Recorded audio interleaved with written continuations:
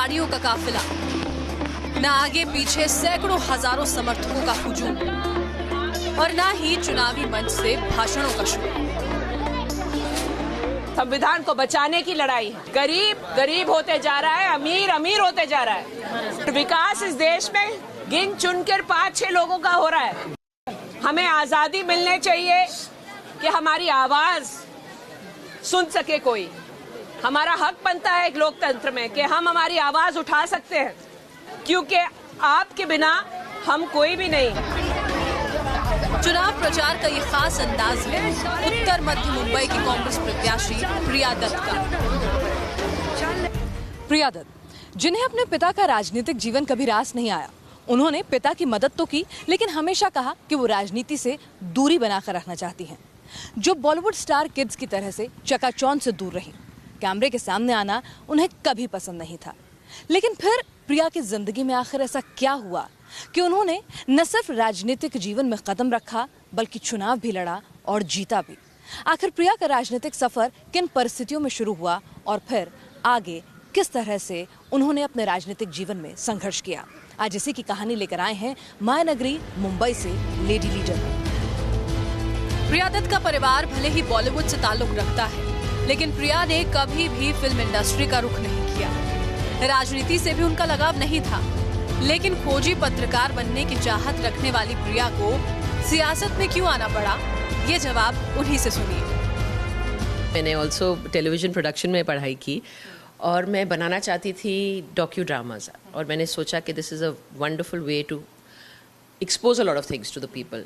बहुत सारी चीज़ें मैं लोगों को बताना चाहती थी विजुअली, और मैंने रिसर्च भी किया था ऑन चाइल्ड प्रोस्टिट्यूशन में। पिक्चर, वो स्क्रिप्ट भी रेडी था, मैं बनाना चाह रही थी, लेकिन उस समय डॉक्यूमेंट्रीज़ के लिए there was no funding available, so I couldn't make it. मेरी शादी 2.5 years मेरी शादी के हुए थे। मैं प्रेग्नेंट थी मेरे पहले बच्चे के साथ, और उसी समय मेरे पिताजी की सडनली डेथ हो गई।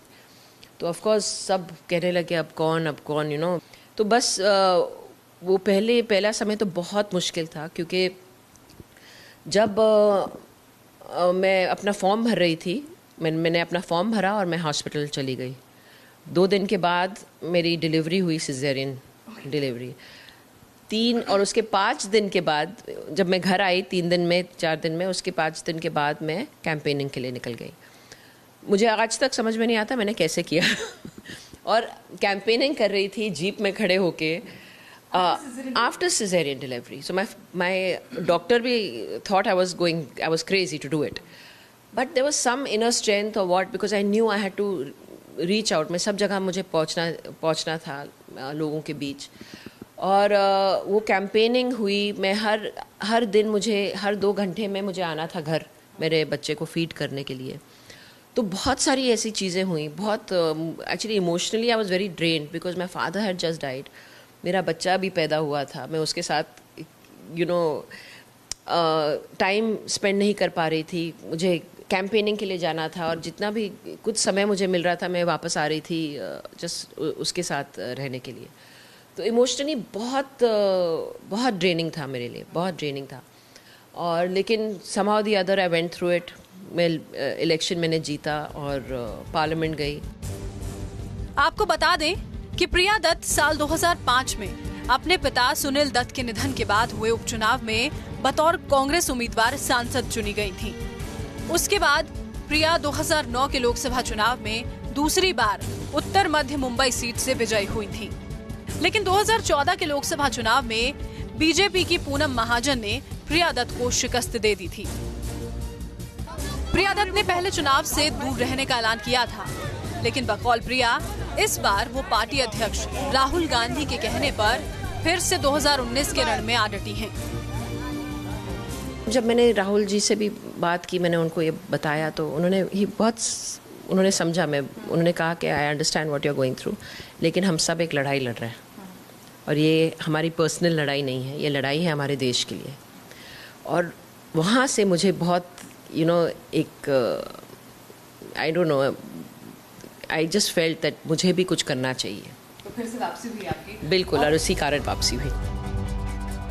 बचपन से लेकर पिता के निधन होने के बाद प्रिया दत्त अपने भाई संजय दत्त के साथ सुख और दुख की घड़ी में हमेशा साथ खड़ी दिखाई दी हैं। नामांकन दाखिल करते वक्त भी दोनों साथ साथ रहे।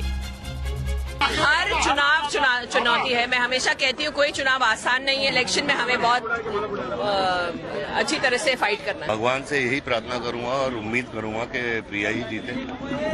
हर भाई यही चाहेगा। ये सीट मेरे पूज्य पिताजी की थी और हमेशा रहेगी। और दत्त साहब ने यहाँ के लिए बहुत बहुत अच्छा काम किया, बहुत मेहनत किया है। और प्रिया ने भी बहुत मेहनत की और बहुत अच्छा काम किया। और जो अच्छा काम करता है वही चुन के आता है मेरे।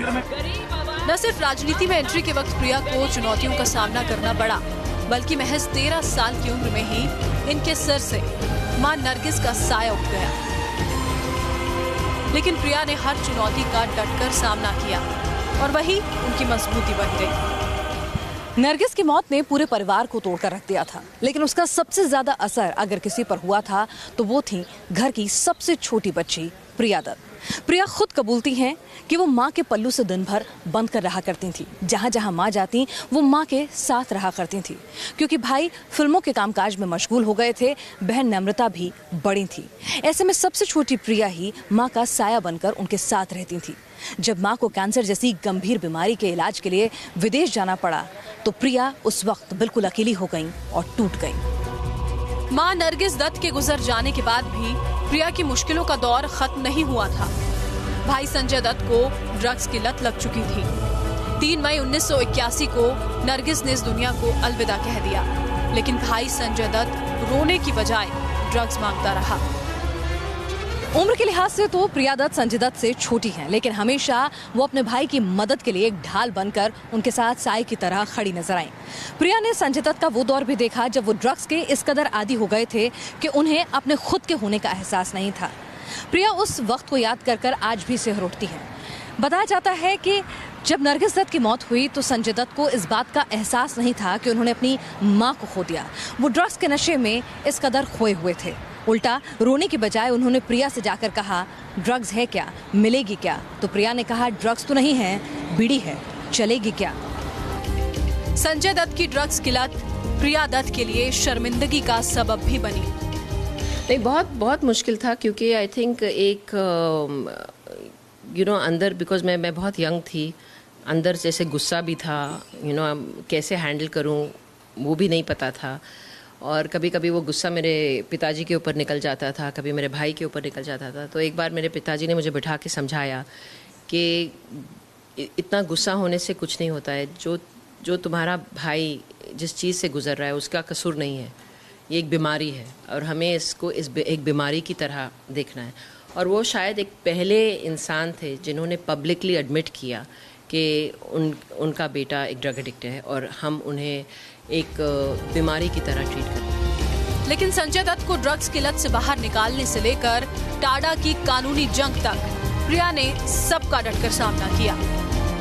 ये दत्त परिवार के लिए सबसे मुश्किल दौर था। नरगिस दत्त की मौत के सदमे से परिवार उबरा भी नहीं था कि संजय दत्त की ड्रग्स की लत ने परिवार को और ज्यादा परेशानी में डाल दिया था।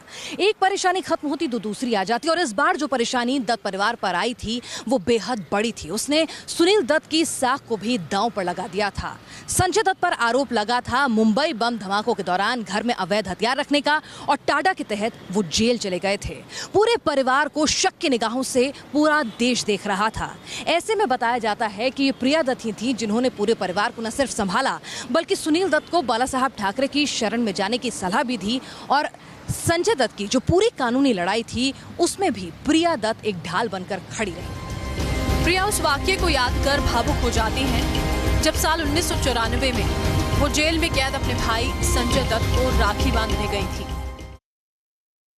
नहीं, ऑफ कोर्स वो आई थिंक बहुत इमोशनल मोमेंट था for not just me but मेरी बहन, मेरे पिताजी साथ में थे एंड हम गए थे यरवड़ा उनको राखी बांधने के लिए। और वो पहली बार एक छोटे से जगह पे and he was very emotional. I think that was a time जब we all broke down and though we wanted to keep a very strong front for him and but we did break down because he said this is the first time मेरे पास कुछ नहीं है to give you.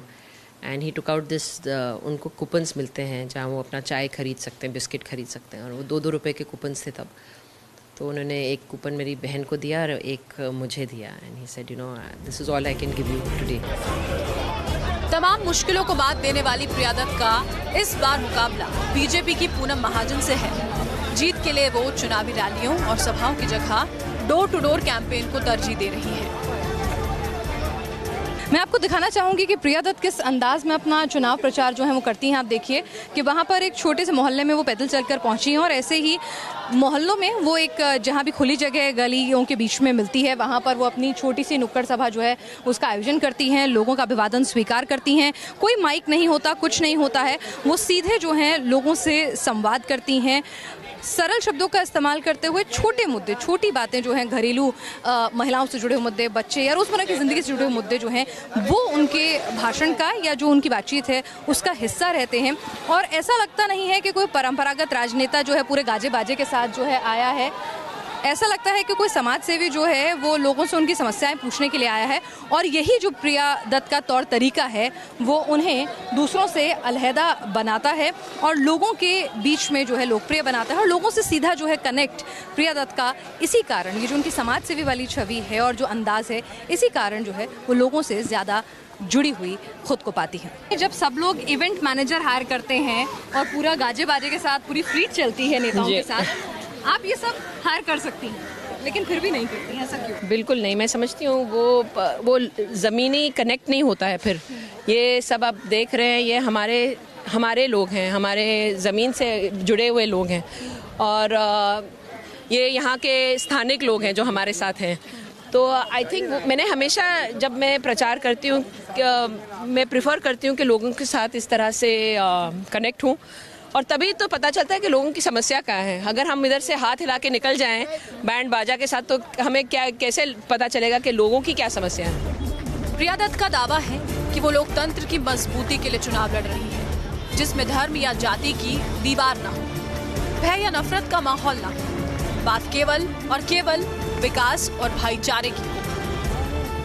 लोकतंत्र की बात करते हैं, हमारे संविधान की बात करते हैं और जैसे चीज़ें हुई हैं इन 5 सालों में, खुद हम देख रहे हैं कि लोग डरे हुए हैं। अगर अपनी आवाज़ कोई उठाता है अगेंस्ट द एडमिनिस्ट्रेशन या गवर्नमेंट के ख़िलाफ़, जो उनकी नीतियां हैं उनके ख़िलाफ़ अगर आवाज़ उठाएं और उनको एंटी नेशनल कहा जाता है, लॉज उनके ख़िलाफ़ यूज़ होते रहते हैं। ये हमारा लोकतंत्र है। इस लोकतंत्र में हमें हक है अपनी आवाज़ उठाना, प्रोटेस्ट करना। ये राइट हमसे क्यों छीनी जा रही है? प्रिया दत्त अपने पिता की उस विरासत को आगे लेकर चल रही है जिसमें सभी धर्मों के लोग एक समान हैं। इसीलिए नामांकन से पहले उन्होंने मंदिर, दरगाह और चर्च में हाजिरी लगाई।